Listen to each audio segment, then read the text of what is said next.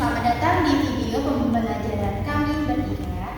Kita akan membahas materi penting dan tentunya menarik seputar audit investigasi di sektor publik. Nah, dalam video ini nantinya itu kami akan mengulas secara mendalam tentang 4 aspek utama, yaitu yang pertama itu dasar audit investigasi, kemudian sistemnya itu apa, terus siklusnya itu gimana, sama teknik dalam audit investigasi itu kayak gimana. Nah, kenapa sih kita membahas ini? Karena pada materi ini itu sangat relevan dalam upaya menciptakan pemerintah itu yang bersih, habis itu transparan dan juga bebas dari korupsi. Nah, karena audit investigasi ini bukan hanya tentang memeriksa soal angka, tapi juga tentang membuka kebenaran dan juga tentang gimana kita mencari bukti dan juga untuk mendukung proses hukum secara objektif. Nah, pada video kita kali ini kita akan disampaikan melalui simulasi diskusi kelompok, di mana dengan gaya dialogis yang interaktif agar kita semua itu mudah untuk memahaminya. Jadi pastikan kalian itu harus nyimak sampai akhir. Nah, langsung aja kita langsung mulai pembahasannya. Nah, aku pengen mulai dulu nih dari Syifa. Bisa nggak jelasin ke aku dulu apa itu audit investigasi itu secara umum? Tentu audit investigasi itu adalah bentuk audit yang dilakukan secara mendalam untuk mengungkapkan kebenaran atas dugaan penyimpangan, kecurangan atau pelanggaran hukum lainnya, terutama dalam pengelolaan keuangan publik. Nah, berbeda dengan audit biasa yang fokus pada kewajaran laporan keuangan, audit ini tuh lebih fokus ke pencarian bukti untuk membuktikan adanya penyimpangan. Nah, biasanya jika ada dugaan korupsi, penyalahgunaan anggaran, atau tindakan ilegal lainnya. Wah, berarti audit ini lebih ke arah pembuktian ya? Lalu apa saja sih tujuan utama dari audit investigasi itu sendiri? Nah, tepat banget ya. Tujuan utama dari audit investigasi itu ada beberapa. Yang pertama yaitu mengevaluasi dugaan kecurangan atau fraud. Nah, biasanya ini untuk memverifikasi kebenaran laporan penyimpangan. Dan yang kedua itu untuk mengumpulkan bukti hukum, di mana hasil audit ini bisa jadi bahan di pengadilan.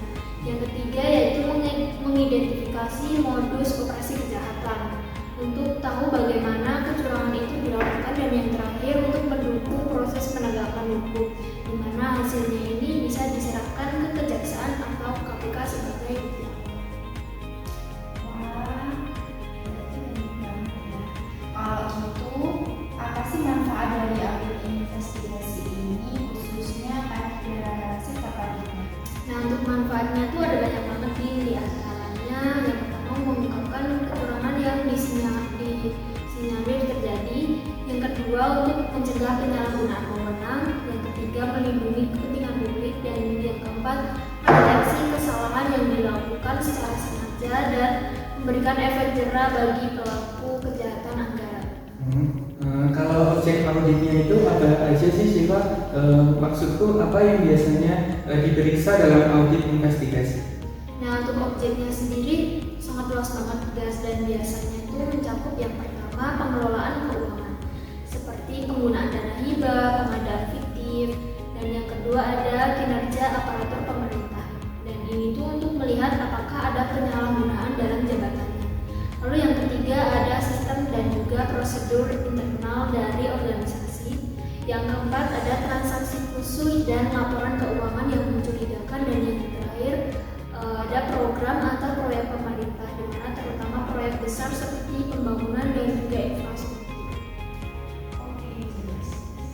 Nah, kalau dalam proses auditnya, audit itu sendiri itu siapa aja sih yang biasanya terlibat di dalamnya itu? Nah, banyak banget yang terlibat dalam proses audit ini. Yang pertama yaitu auditor sendiri. Nah, auditor ini itu mereka menjalankan investigasi, menganalisis data dan juga mewawancara.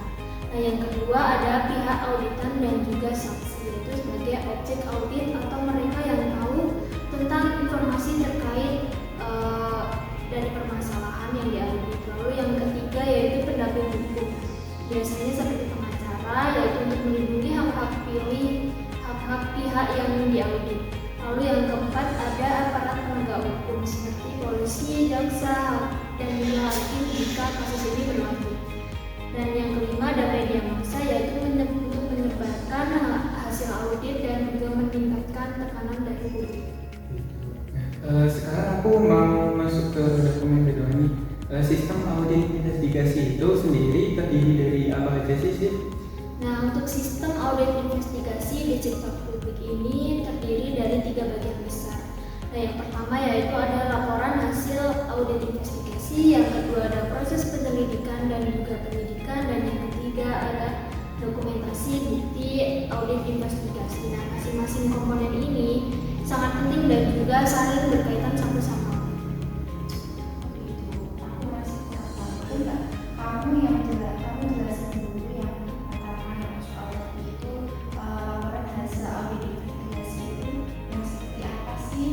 Nah, untuk laporan itu sendiri adalah produk akhir dari proses investigasi. Nah, biasanya ini terdiri dari dasar audit seperti kenapa audit ini dilakukan, lalu yang kedua temuan audit yang berisi hasil penyelidikan penyimpangan yang ditemukan, lalu yang keempat yang ketiga ada tindak lanjut seperti rekomendasi tindakan yang harus diambil, lalu yang keempat ada saran atau perbaikan dari sistem agar tidak terjadi kasus yang berulang.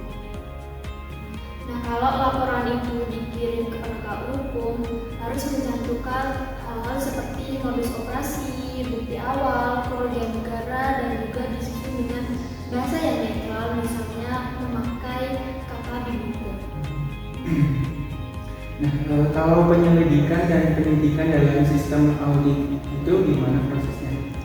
Nah, kalau penyelidikan dan juga penyidikan ini ada 2 pendekatan. Yang pertama yaitu reaktif. Reaktif ini dilakukan saat ada laporan atau aduan. Nah, misalnya masyarakat ini melapor adanya terjadi kasus korupsi. Nah, baru audit melakukan investigasi seperti itu. Lalu untuk yang kedua yaitu proaktif, di mana ini inisiatif dari auditor itu sendiri untuk mencegah kecurangan. Nah, auditor ini menganalisis data secara aktif meskipun belum ada laporan dari pihak lain. Nah, keduanya ini sangat penting karena yang satu untuk merespon kasus yang sudah terjadi dan yang lain untuk mencegah lebih awal. Lalu bagaimana dengan dokumentasi soal dokumentasi seperti itu? Kan dalam audit investigasi kan mesti ada dokumentasi soal bukti itu tuh kayak gimana? Nah, untuk dokumentasi bukti itu penting banget karena menjadi dasar untuk proses hukum. Nah, ada 3 jenis bukti utama. Yang pertama yaitu bukti transaksi APBN atau APBD, misalnya laporan keuangan, dokumen pencairan, atau nota. Lalu yang kedua ada data survei. Data survei ini dari wawancara atau observasi langsung di lapangan. Lalu yang ketiga ada laporan keuangan lembaga lain. Nah, ini itu digunakan untuk validasi silang. Nah, jenis buktinya ini bisa berupa dokumen, kesaksian, atau pengakuan. Dan semua ini wajib didokumentasikan secara resmi dalam berita acara. Wah, jadi dokumentasinya ini bukan hanya untuk mendukung laporan ya, tapi juga bisa jadi bukti pengadilan. Nah, betul banget guys, tanpa adanya dokumentasi yang sah, audit investigasi ini akan kehilangan kekuatan hukumnya.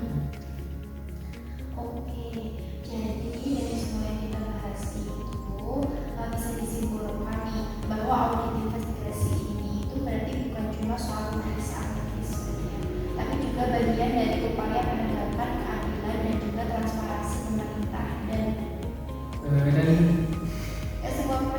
semuanya. Dan juga sistemnya pun dibuat sedemikian rupa agar temuan dari audit ini bisa digunakan sebagai dasar hukum yang kuat. Nah, benar banget, makanya penting dibuat auditor mempunyai keahlian investigasi, pemahaman hukum, dan juga objektivitas tinggi. Hal ini agar auditor investasi ini adalah karena auditor investasi ini adalah instrumen untuk menjaga integritas pemerintahan kita. Nah guys, aku mau nanya nih, di materi yang kita pelajari itu disebutkan bahwa audit investigasi itu punya tahapan yang disebut dengan siklus audit investigasi. Tapi aku masih agak bingung tentang bagaimana urutan dan juga isi dari siklus tersebut. Bisa nggak sih dijelasin secara mendalam? Iya, makanya aku juga penasaran karena kelihatannya audit investigasi itu nggak bisa sembarangan, pasti kan itu ada langkah-langkah yang harus kayak kita lalui secara sistematis. Tolong jelasin ya guys. Oke, baik, aku coba jelasin selengkap mungkin ya.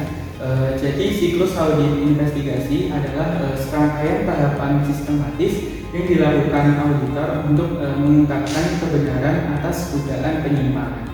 Nah, tujuannya bukan cuma buat mengetahui ada atau tidaknya kecurangan, tapi juga untuk mendapatkan bukti yang kuat secara hukum dan membuat laporan yang akurat.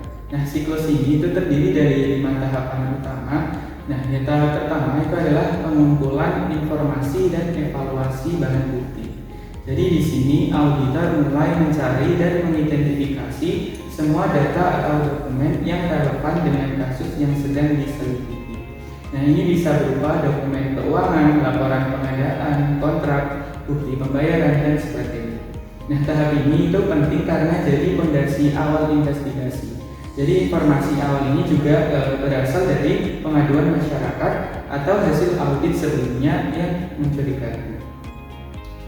Jadi hal ini tuh semacam mencari bahan batangannya dulu gitu ya. Nah, terus sebelum dianalisis lebih lanjut tuh gimana? Nah, betul sih. Nah, kemudian masuk ke tahap kedua, yaitu pengukuran dan analisis informasi. Jadi setelah informasi terkumpul, auditor mengevaluasi informasi tersebut dengan cara membandingkannya dengan kriteria atau standar tertentu. Nah, dalam hal ini informasi yang dikaji itu harus bisa diukur. Nah, kalau ditanya kualitatif, auditor harus bisa mengkategorikannya ke dalam kelompok yang dapat dievaluasi seperti baik sekali, baik, cukup, kurang baik, atau tidak baik berdasarkan indikator yang jelas. Berarti auditor tuh nggak bisa bilang ini nggak sesuai gitu. Tapi berarti harus ada ukuran atau teori yang bisa dipertanggungjawabkan ya. Iya gini, jadi harus berbasis standar dan bukti. Nah, kemudian tahap ketiga adalah analisis informasi dan temuan. Nah, di tahap ini auditor mulai menyusun dugaan atau hipotesis awal. Auditor itu harus mampu menelaah data dan menemukan pola-pola yang mencurigakan, seperti pengeluaran ganda, anggaran fiktif, atau transaksi tak wajar. Nah, analisis ini harus tajam dan objektif. Lalu tahap keempat itu adalah menentukan kesesuaian informasi dengan kriteria penyimpangan yang ditemukan. Ini berarti auditor harus bisa menyimpulkan apakah informasi dan bukti yang dikumpulkan itu memang memenuhi unsur penyimpangan atau tidak. Nah, jadi bukan hanya melihat apakah terjadi kesalahan, tapi apakah kesalahan itu sudah bisa dikategorikan sebagai penyimpangan berdasarkan kriteria tertentu. Jadi prosesnya ini memang benar-benar ketat dan nggak bisa selalu begitu ya. Jadi harus dibuktikan dan dicocokkan dulu semuanya. Benar sekali sih. Nah, dan tahap terakhir yaitu melaporkan hasil. Nah, di sini auditor itu menyusun semua hasil temuannya dalam bentuk laporan audit investigasi. Nah, laporan ini itu harus lengkap mencakup seluruh informasi yang diperoleh, analisis yang telah dilakukan, serta simpulan yang logis dan bisa dipertanggungjawabkan. Jadi laporan ini menjadi dasar untuk pengambilan keputusan, termasuk jika kasusnya dibawa ke ranah hukum. Nah, sekarang gantian aku mau nanya ke kamu deh. Nah, dalam audit investigasi itu teknik yang digunakan itu apa aja sih? Iya Nidin, aku juga pengen tahu lebih jelas terutama soal teknik penyidikan dan juga analisis kritis. Bisa dijelaskan nggak sih satu-satu? Oke, aku coba jelasin ya.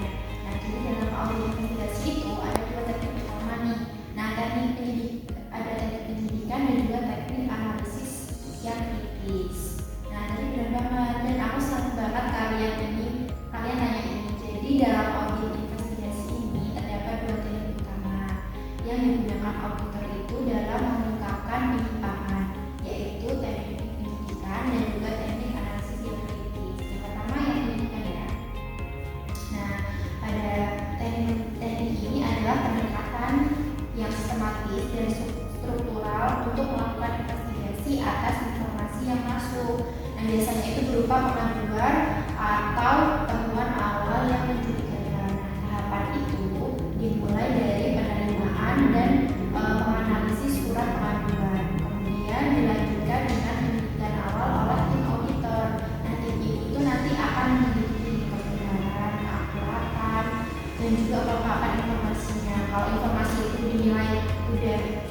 kuat nih. Nah, maka akan direkomendasikan itu untuk dilakukan audit khusus. Oh gitu.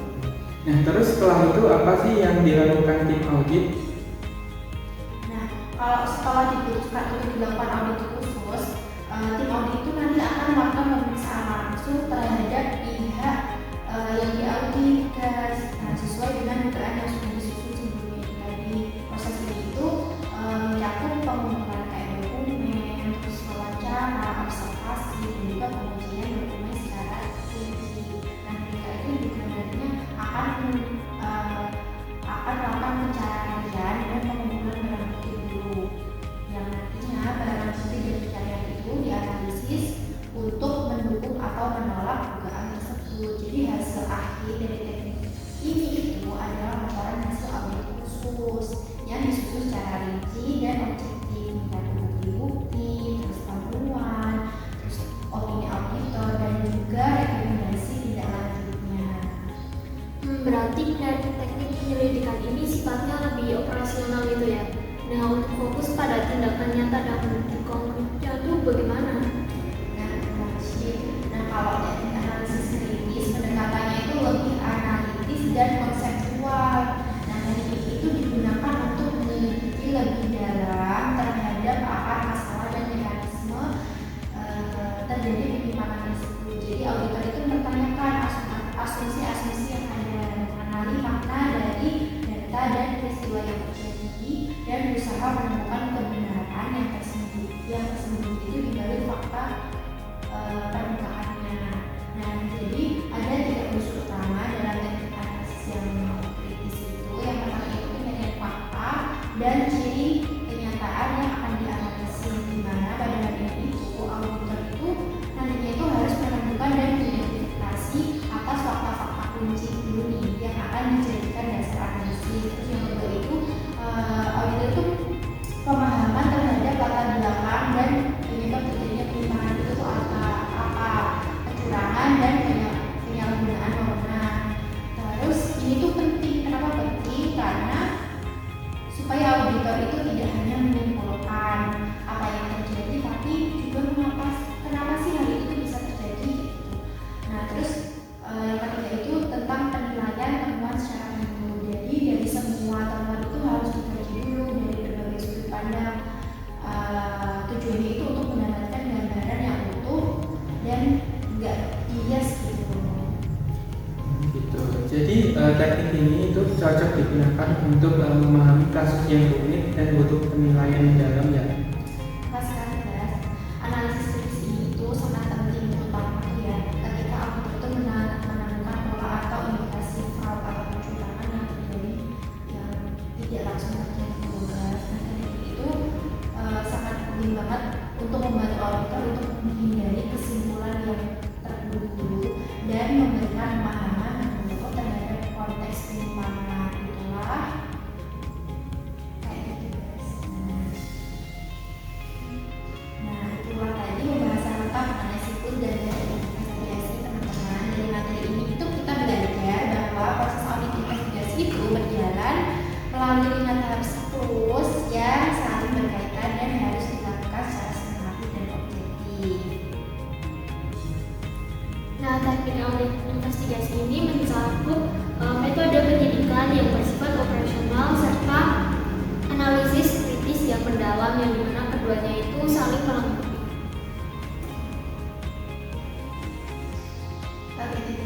Nah, terus audit investigasi itu memiliki peran yang strategis dalam mendeteksi dan mengungkap kecurangan di sektor publik serta menjadi alat bantu penegak hukum. Semoga video ini itu bisa bermanfaat dan menambah pemahaman kalian semua tentang pentingnya audit investigasi dalam menciptakan tata kelola yang akuntabel ya teman-teman. Jangan lupa like, share, dan subscribe. Terima Terima kasih.